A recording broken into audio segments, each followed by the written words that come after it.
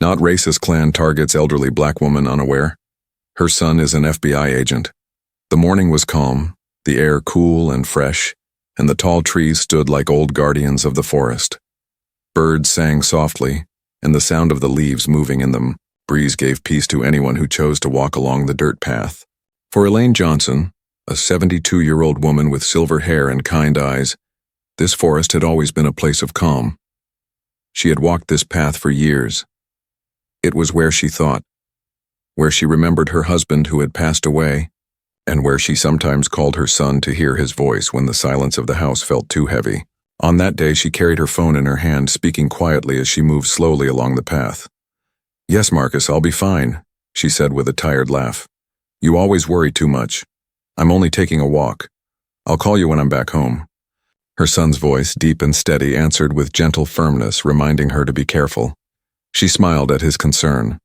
In her heart, she was proud of him. He had grown into a strong man, a man who had chosen to dedicate his life to protecting others. Elaine had lived through times when walking freely was not safe for someone of her skin color.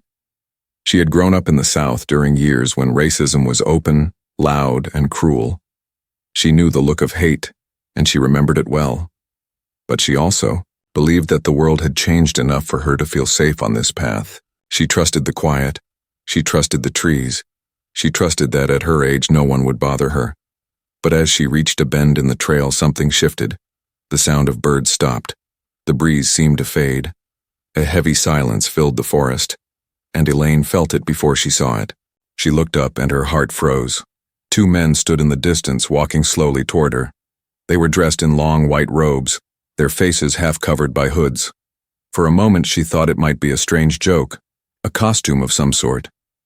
But when she saw the way they walked, straight, deliberate, with their eyes locked on her, she knew it was not a joke. Her breath caught in her throat.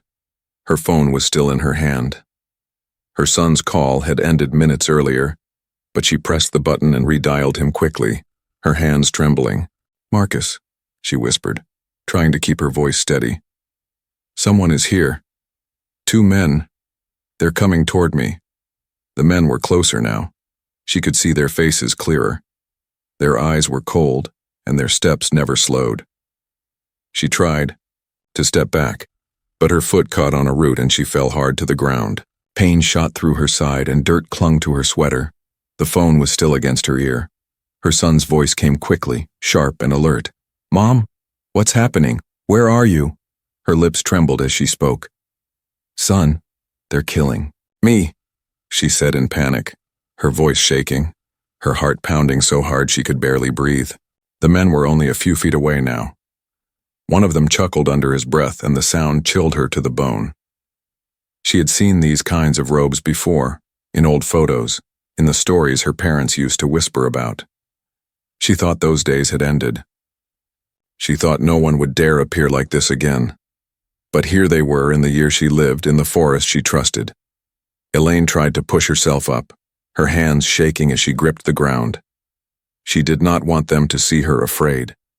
She had lived too long, seen too much to give them the power of her fear.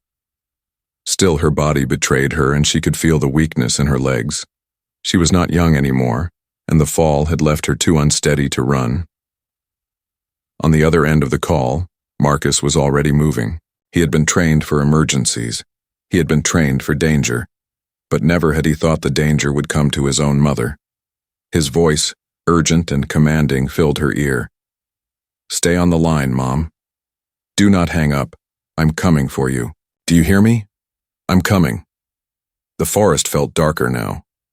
The men in robes whispered to each other, their voices low as if they were deciding what to do next. Elaine tightened her grip on the phone, pressing it closer against her cheek.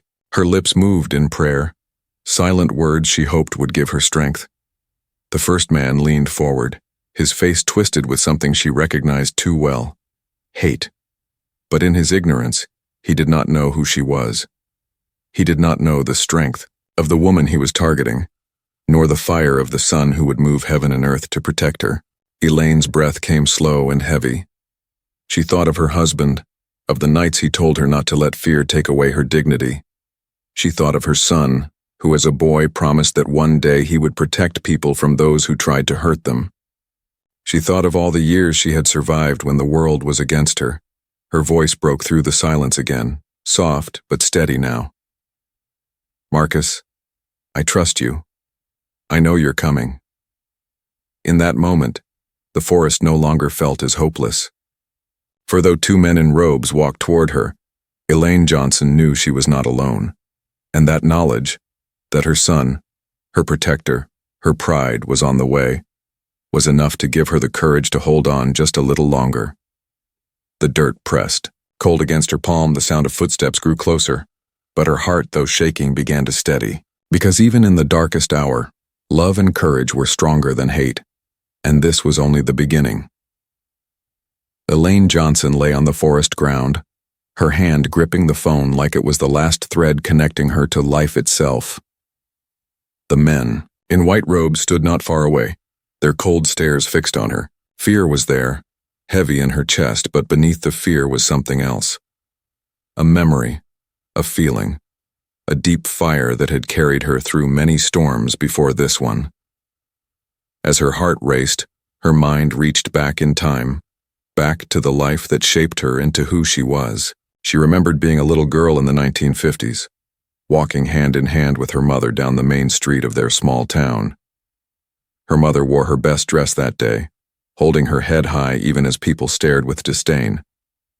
Elaine could still hear the sharp words that some spat at them, words meant to break them down. She could still see the signs on shop windows that told her family where they were not welcome. But her mother had never bowed her head, never let shame touch her face. Instead, she had looked down at her daughter with eyes that carried both love and command. "Do not let their hate change you, Elaine," she had whispered. "We are not less than anyone. Remember that." Those words had lived in Elaine's heart all her life, and as she grew older, she saw more of the world's cruelty. She saw neighbors driven from their homes by men who wore the same robes she now faced in this forest. She saw her father humiliated by men who believed power came from skin color. Yet she also saw courage. She saw men and women who stood together, who marched through the streets with songs of freedom rising louder than the threats against them.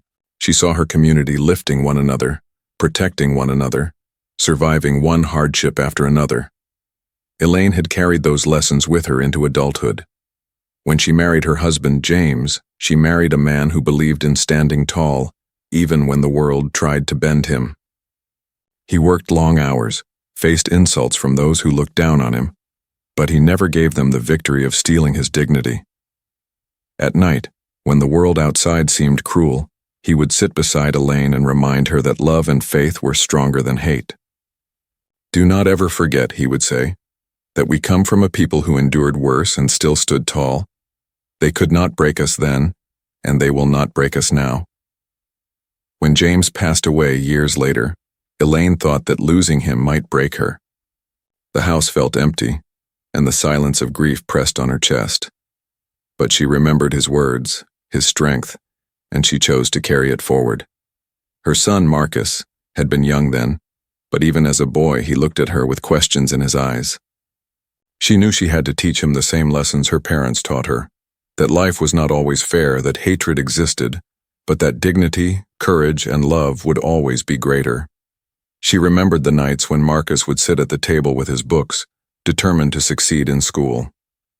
"Mama, I want to do something that matters," he once told her. She smiled, placing her hand on his shoulder. "You already matter, baby. But if you want to fight for something bigger, fight for truth. Fight for people who cannot fight for themselves."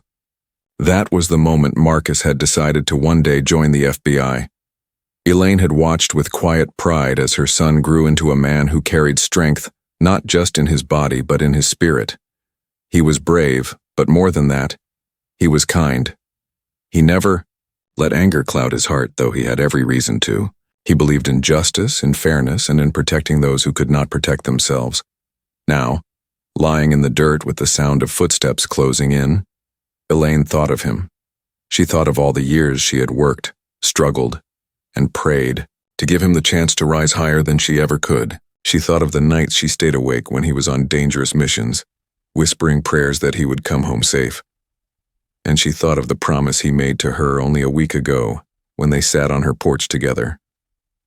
He had looked at her with the same serious eyes he had as a child and said, "Mama, I will always protect you, always." Those words echoed in her ears now. The men in robes whispered again, their voices low but filled with menace. One of them stepped closer, his boots crushing the leaves with slow, heavy steps. Elaine's body trembled, but she lifted her head. She would not let them see defeat in her eyes. She had been raised to know that even when the world tried to put her on the ground, she still had the right to lift her chin. She still had the right to stand proud in who she was. Her phone pressed against her ear, Marcus's voice steady and urgent. "Stay strong, Mom. Do not give up. I am on my way." She closed her eyes for a brief moment, letting his words fill her like a shield. Then she remembered the marches, the songs of her youth, the voices of people who refused to bow to hate. She remembered the faces of her parents, her husband, the community that raised her. She remembered the strength they passed down like a torch, one generation to the next. That legacy was alive in her now, burning in her chest even as fear tried to smother it. Elaine opened her eyes, and though her body was weak, her spirit was unbroken. She whispered into the phone, "Marcus, they do not know who I am. They do not know the blood that runs in me. I am stronger than they think." And she was right. For while two men thought they had found an easy target in an old woman walking alone, they did not see the history she carried, the resilience that pulsed through her veins, the fire of a community that had survived for generations against the weight of hate. They saw only an old woman, but what stood before them was the living legacy of strength. Her hand still shook as she tried to push herself from the ground, but her voice no longer trembled. Even in pain, she knew she was not powerless. She had something greater than strength of body. She had strength of spirit. The forest seemed to close in tighter, the men growing bolder. But Elaine Johnson was not the same frightened woman who had fallen moments ago. She was the daughter of a proud mother, the wife of a strong husband, the mother of a brave son. She was a woman shaped by storms and unbroken by time. And even if these men thought their robes gave them power, they would learn that true power was not found in fear but in courage that refuses to bend. As Marcus sped toward her, her heart steadied with a new resolve. She was not only surviving this moment for herself. She was surviving it for every ancestor who had stood before her, for every loved one who believed in her, and for her son who was fighting to reach her. The forest was no longer silent.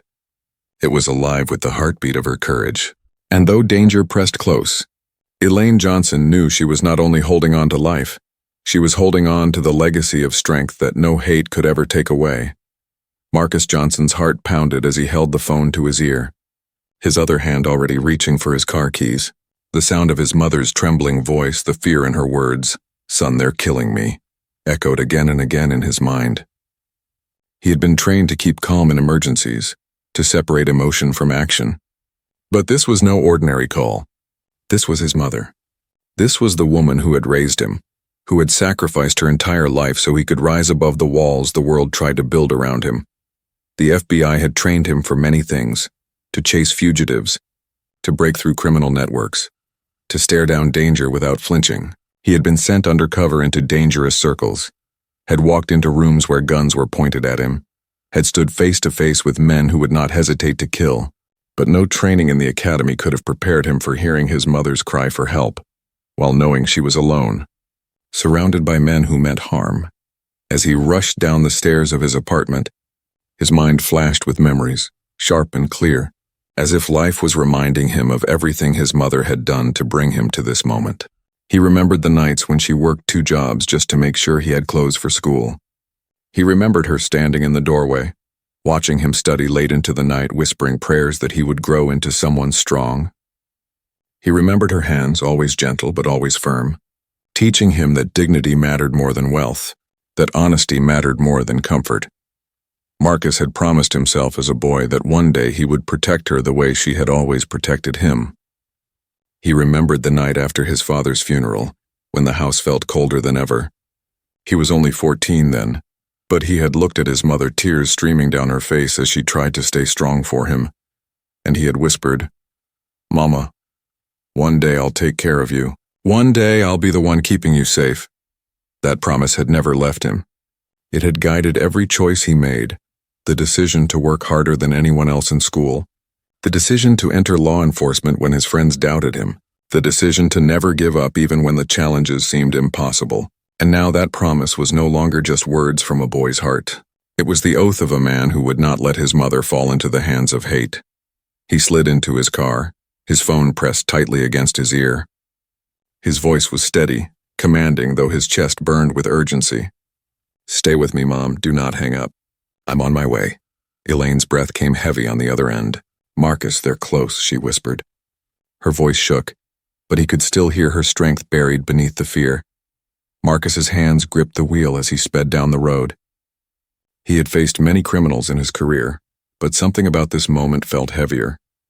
These men in robes were not just threatening his mother's life. They were trying to resurrect a history of hatred that his family had endured for generations. They thought they could terrify her, silence her, reduce her to fear. But they did not know that her son was a man trained not only by the FBI but by a lifetime of lessons in resilience passed down from her. His mind sharpened as he switched to his professional instincts. He alerted his team through his earpiece, giving coordinates, calling for backup. His colleagues heard the controlled rage in his voice and understood that this mission was personal. The FBI had tracked groups like this before, small clans hiding in rural areas holding onto their hate like it was power. Marcus had studied their files, knew their patterns, and had even arrested some of their leaders. But never did he think he would be racing against time to save his own mother from them. As the miles blurred beneath his tires, he thought of the promise he made to himself long ago. His mother had always told him, "Hate will never win if love stands taller." That truth shaped him. He did not fight criminals because of anger. He fought them because of love, for his mother, for his community, for the belief that no child should grow up fearing the shadow of hate. The image of his mother lying on the forest floor seared itself into his mind, and it was almost unbearable. He pressed harder on the gas. "Mom, listen to me," he said firmly into the phone. "You're not alone. Do you hear me? You are not alone. I am coming for you." Elaine's voice cracked as she whispered back, "I trust you, son. I trust you." That was all he needed to hear. Those words fueled him like fire in his veins. He had lived his life to make her proud, and now he would live this moment to keep her alive. As he drove, his thoughts turned to the men who dared to threaten her. He knew the type. Cowards who hid behind robes, who tried to cover their fear with intimidation. They claimed to stand for power, but their actions only revealed weakness. Real strength was not found in spreading hate. It was found in protecting others, in rising above fear, in choosing justice even when it was hard. And that was the strength Marcus carried now. It was not just the badge on his chest that gave him authority. It was the bloodline of resilience, the lessons of his ancestors, the love of his mother that had raised him to believe he was capable of more. The oath he made as a boy now burned brighter than ever. He whispered it to himself as the road stretched ahead. "I will protect her. I will not fail her." He could already hear the sirens in the distance as his team moved toward the location. Time was short, but Marcus's determination was endless. He was no longer just a son racing to his mother. He was an agent carrying the weight of justice, a man fulfilling the promise of generations before him, a protector standing against hate itself. The forest drew closer, its trees rising tall against the horizon. Marcus's grip on the wheel tightened. He knew this was more than a rescue. This was a test of everything he believed in, everything he had fought for, and he would not fail. Because a son's oath is not just words. It is a bond, a fire, a truth that even in the face of hate, love and courage will always rise stronger.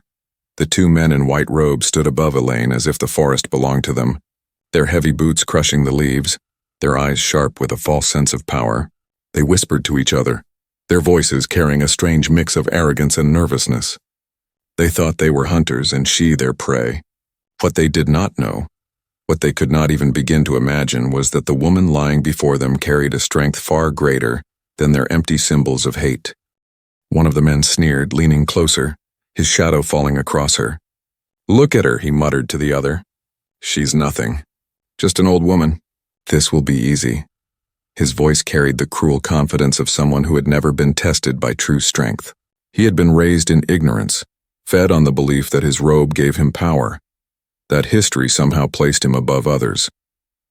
He did not see the truth that every step he took was on a road paved by hate and cowardice, not courage. Elaine's heart beat fast, but she kept her chin raised. She had lived long enough to recognize the sound of ignorance. She saw it in their eyes, in the way they tried to make themselves look bigger than they were. She had seen men like this before, decades ago, standing on porches shouting in the night, hiding behind their masks and symbols. Back then they had tried to scare her family into silence. But she remembered how her father would say, "Their fear wears robes. Do not be fooled by the cloth. It is only fear pretending to be strength." These men, decades later, were no different. They thought the robe made them invincible. They thought an elderly woman on the ground was powerless. What they did not see was that Elaine Johnson was more than her age, more than her fragile body. She was the living memory of survival. She was a mother whose son was not just any man, but an FBI agent trained to dismantle men exactly like them. The second man stepped forward, his tone darker. "Nobody will ever know," he muttered. "This is our ground. This is our world." He glanced at the trees around them as though the forest itself would protect their actions. He did not realize that those same trees carried the sound of Elaine's voice through the phone, that her every word was reaching her son, miles away but already closing the distance. He did not know that every arrogant step he took was being recorded not by the forest but by fate itself. The ignorance of hate is always the same. It blinds people to truth. These men believed they were powerful because they had chosen someone they thought was weak. They did not know that real power is not found in robes but in resilience. They did not know that while they laughed, the wheels of justice were already turning against them. Elaine could almost sense their foolishness. She looked at them through tired eyes but refused to show them fear. Her voice, though soft, carried dignity. "You think you know me," she said quietly, her words trembling with both exhaustion and strength. "But you do not." The first man laughed cruelly. "What do we need to know? You're nothing but another face. Nobody's coming for you." Elaine's lips pressed tight. They did not know. They could not know. She thought of Marcus racing toward her, his car cutting through the roads with urgency, his heart filled with the promise he had made to her long ago. She thought of his badge, the one he carried not for pride but for justice, the badge that gave him authority to bring down men like these. If only they knew who her son was, they would not dare step closer, but ignorance kept them blind. The men whispered again, and their laughter grew louder, more mocking. They thought they were untouchable. They thought no one could see them here, hidden beneath the trees. But they were wrong. Justice was already closing in, and their arrogance only made their downfall certain. What they also did not know was that the FBI had been watching their group for months. Marcus himself had led part of the investigation into this very clan. Names had been tracked, meetings followed, plans uncovered. These men thought they had power in secrecy, but secrecy was already gone. Their arrogance blinded them to the fact that their so-called brotherhood was cracking from the inside. Their leaders were being watched, their movements traced, their future collapsing before them. Elaine's silence became her weapon. She let them laugh, let them whisper, let them stand in their ignorance. She knew something they did not. Her son was coming, and he was not coming alone. The arrogance of hate has always been its weakness. These men did not realize that their robes, meant to frighten, now looked pitiful in the face of history. They were not giants. They were not kings. They were only men, small and desperate, clinging to symbols of a past that the world had already begun to bury. Elaine closed her eyes for a moment and whispered again into the phone. "Marcus, they don't know who you are." And she was right. They did not know that the son of the woman they mocked had sworn an oath to fight against everything they stood for. They did not know that while they wasted their lives on hate, Marcus had built his life on justice. They did not know that in trying to strike fear into an old woman, they had awakened the fire of a man trained to dismantle their entire world. The forest grew tense. The men stepped closer, still laughing, still blind to the truth. Elaine's body was weak, but her eyes held a quiet fire. She knew something they would only learn too late, that ignorance can only last for a moment, but justice lives forever, and justice was almost there. The forest was no longer still, though the air carried silence to Elaine's ears. The world beyond the trees was alive with movement. Tires pressed against gravel miles away. Radios crackled with coded words, and trained men rushed toward her. Elaine did not know all the details, but she knew one thing with certainty. Her son was coming. Marcus's car cut through the roads like a streak of fire. His jaw was tight, his eyes unblinking as the trees blurred past. Every second felt like an hour. He could still hear his mother's words echoing through the phone, her whisper trembling. "Son, they're killing me." It was more than fear in her voice. It was history. It was pain. It was the sound of every injustice she had ever endured pressed into one desperate call, and he would not let that call go unanswered. His radio came alive. "Units moving into position," one voice said. "Approaching the Eastern Trail," another reported. Marcus's grip on the wheel tightened. "Move faster," he commanded, his voice sharp with authority. "We don't have minutes. We have seconds. Get to her before it's too late." Back in the forest, the two men in robes circled Elaine like wolves circling prey. They thought they had all the time in the world. Their ignorance made them laugh, their arrogance made them careless. They did not see that their time was running out. They did not hear the faint hum of engines drawing closer, the hidden rustle of boots moving through the trees in coordinated silence. Elaine kept her phone close to her ear, hearing her son's steady breathing, his voice cutting through the storm like a lifeline. "Hold on, Mom," he said again and again, his words carrying strength. "Do not give up. Do not close your eyes. I'm almost there." Her body ached, her knees throbbed from the fall, but she forced herself to stay awake, to stay alert. She whispered back, "I'm still here. I won't give them the victory." The men bent closer, their faces twisted with cruelty. One of them reached for her arm, his grip rough, his laugh sharp. "No one's coming," he sneered. "Nobody cares about you out here." But before he could say more, the forest erupted. Shouts rang out, strong, commanding, filled with authority. "Federal agents! Drop to the ground! Hands where we can see them!" The men froze, shock flashing across their faces. From every direction, agents in dark uniforms emerged, rifles raised, moving with precision. The sound of boots pounded against the earth, the air filled with the crackle of radios and the unmistakable force of justice. Elaine's eyes widened, tears welling as she realized what was happening. They had come. Her son had sent them. One of the men tried to run, but he was tackled before he could take 2 steps. The other reached for something in his pocket, but a voice thundered, "Don't even think about it." Within seconds, both were on the ground, their wrists bound, their arrogance stripped away as quickly as their freedom. And then, through the chaos, through the agents moving swiftly, through the sound of metal clicking against chains, she saw him. Marcus. He broke through the line of agents, his face fierce but his eyes fixed only on her. He ran to her side, kneeling in the dirt, his hands gentle as he lifted her up. "Mama," he breathed, his voice breaking with relief. "I'm here. I've got you." Elaine's tears spilled freely now, her body trembling in his arms. "I knew you would come," she whispered, clutching his shoulder. "I told them they didn't know who I was. I told them you were coming." Marcus held her close, his chest rising and falling with heavy breaths. For a moment, the world around them disappeared. The agents, the captured men, the flashing lights. For a moment, it was only a son and his mother, bound not just by blood but by love and promise. But Marcus was still an agent, and his eyes shifted briefly to the men now being dragged to their feet. His jaw tightened. He stood, helping his mother steady herself, and walked toward the arrested men. His voice, calm but filled with iron, cut through the forest. "You thought you were hunting someone weak, but what you found was my mother. And you should know this. Nobody touches her. Nobody." The men did not answer. Their arrogance had drained away, replaced now by fear. For the first time, they realized who they had threatened and who stood before them. Elaine placed a hand on her son's arm, grounding him, reminding him that justice would handle the rest. She looked at the men not with hatred but with something they could never understand: dignity. They had tried to strip her of her worth, but instead, she stood taller than ever, her son by her side. The agents guided her to safety, placing a blanket over her shoulders, offering water, speaking to her with respect. She nodded quietly, but her eyes never left her son. He had kept his promise. He had turned fear into hope. He had come for her, just as she always knew he would.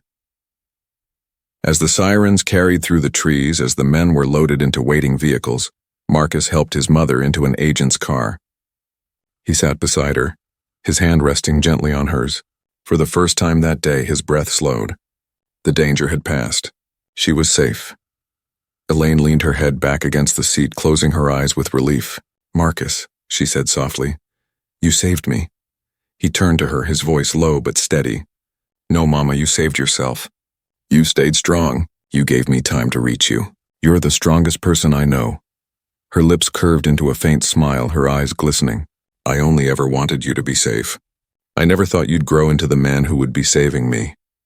The car moved forward, the forest fading behind them, but the moment remained alive in their hearts. Hate had tried to silence her, but love had answered louder. Fear had tried to take her, but courage had pulled her back. The rescue was not just about one woman saved from danger. It was about generations of strength standing together, about a promise fulfilled, about love proving stronger than hate. And as Elaine held her son's hand, she knew that no matter what darkness still existed in the world, she would never face it alone. The flashing red and blue lights from the FBI vehicles lit up the dark forest like an unshakable reminder that hate had no place to hide. Elaine sat quietly in the back of the agent's car, a blanket over her shoulders as she watched the two men who had tried to break her being shoved into the back of another vehicle. Their heads hung low now, their arrogance gone. The robes that once made them feel untouchable had become nothing more than evidence of their crimes. Marcus stood outside the car for a moment, his eyes fixed on them. He had seen many arrests in his career, but this one was different. This one was personal. His jaw was hard, his chest tight with the weight of everything that had just happened. He wanted to shout, to tell them exactly what he thought of men who preyed on the innocent. But he didn't. He was a man of the law, and he knew that true justice did not come through anger. It came through accountability. Elaine reached out and touched the glass of the car window, watching her son through the reflection of the lights. Her heart swelled with pride. She had raised him to be strong, but she had also raised him to be fair. Now she saw that strength and fairness alive in him, standing taller than the hate that had tried to crush them both. The days that followed moved quickly. The men were booked, their names and faces spread across the evening news. People in the community gasped when they recognized them. Neighbors, workers, men who had smiled in daylight and hidden behind robes at night. Shock rippled through the small town. People who had kept quiet for years began to speak up, admitting they had seen suspicious gatherings, whispered threats, signs that hatred had been festering in their own backyard. Elaine watched it all unfold from her living room, the television flickering against her face. She was tired, but she was steady. She had lived long enough to know that truth always comes out, no matter how tightly some try to bury it. Marcus worked long hours preparing for the case. He moved from one meeting to another, gathering evidence, speaking with prosecutors, building the story that would stand in court. For him, it wasn't just about two men in robes. It was about what they represented, about making sure no other mother had to face what his had faced. When the trial began, the courtroom filled with people. Reporters crowded the benches, families whispered in the hallways, and the air carried the weight of history. Elaine sat in the front row, her son beside her. She wore a simple dress, her hands folded in her lap, her eyes steady as she looked toward the men who had tried to break her spirit. She did not flinch. She did not look away. The prosecutor stood before the jury and laid out the case. Photos of the robes were shown, maps of their secret meetings displayed, recordings of their hateful words played aloud. Each piece of evidence built the truth brick by brick, until the image of who these men truly were could no longer be denied. Marcus took the stand, his voice firm but controlled. He spoke not just as an FBI agent, but as a son. He told the jury about the phone call, about the panic in his mother's voice, about the race against time to save her. He looked the jury in the eyes and said clearly, "This was not just an attack on my mother. This was an attack on human dignity. And dignity will always rise above hate." Elaine listened, tears forming in her eyes as she watched her son fulfill the oath he had made years ago, not only to protect her, but to stand for what was right. The defense tried to argue. They called it a misunderstanding. They claimed the robes were only symbols. They tried to paint the men as harmless. But their words fell empty against the truth. The jury saw through it. The world saw through it. When the verdict finally came, the room held its breath. "Guilty," the foreman said, his voice clear. The words fell heavy and final. The men's faces paled, their shoulders slumped. Their arrogance, their ignorance, their so-called power, it was all stripped away in a single word. Elaine closed her eyes, a deep breath filling her chest.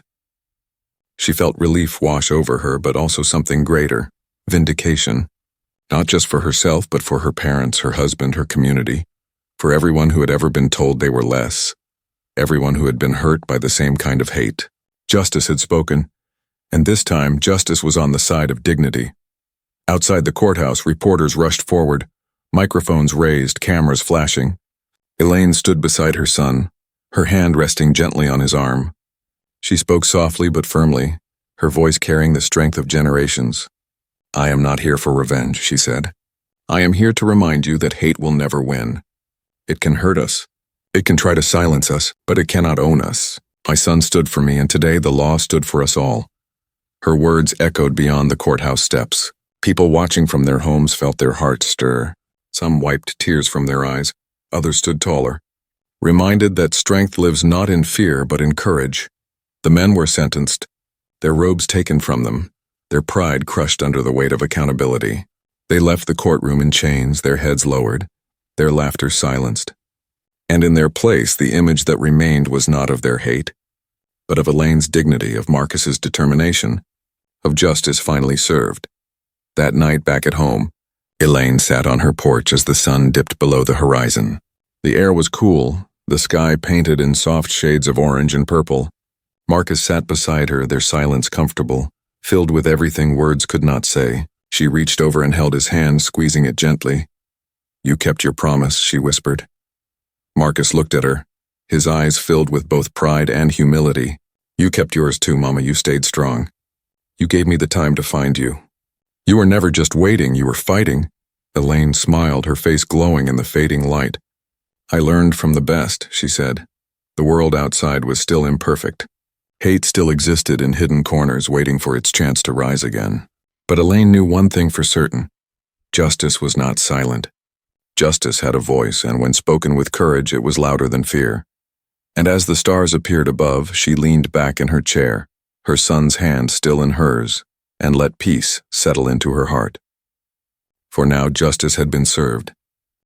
The courthouse had long emptied, and the story of Elaine Johnson and her son had spread far beyond the quiet town where it all began. Newspapers carried her picture, a frail but proud woman standing strong beside her son, the FBI agent who had rushed through the night to save her. Television anchors repeated her words again and again. "Hate may follow us, but it cannot own us. We rise, we stand, and we overcome." But for Elaine, the attention was never the point. Fame did not matter to her. What mattered was that she had lived to tell her story, that her son had kept his promise, and that justice had shown itself when hate tried to take center stage. On the Sunday after the trial, the small church in her neighborhood was filled with people. Families, neighbors, even strangers who had only seen her face on the news came together to hear her speak. The choir hummed softly in the background, the smell of old wood and hymn books filling the air. Elaine stood at the front, her hands folded gently in front of her.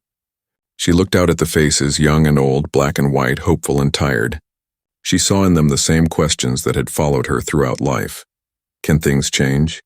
Can love really stand taller than hate? Her voice trembled at first when she began, but only because the weight of the moment touched her heart. "I did not think I would be standing here today," she admitted, her eyes moving across the room. "There was a moment in that forest when I thought it was my last breath. But I am here because love was stronger than hate. I am here because courage walked beside me.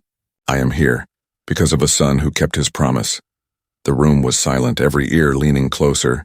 She lifted her chin, her voice growing steadier. "But this is not only my story. This is our story. For too long, hate has tried to tell us we are small, that we are powerless. But I want you to remember this. Every time hate tries to rise, it shows its weakness. Every time love answers back, it shows its strength. Do not ever forget that." A young girl in the front row, no more than 10, leaned forward with wide eyes. Elaine smiled softly at her. "You," she said, pointing gently. "You are the future. Do not let fear steal your dreams. Stand tall, live with dignity, believe that you are more than what anyone says you are." The girl nodded quickly, her small hands clutching her mother's. Marcus sat off to the side, listening, his chest swelling with pride. He had seen his mother endure hardship, seen her weep in silence, seen her fight to hold her head high when life pressed down. But now, seeing her speak with such strength, he realized she had become more than just his mother. She was a symbol. She was proof that the legacy of survival could transform into a legacy of hope.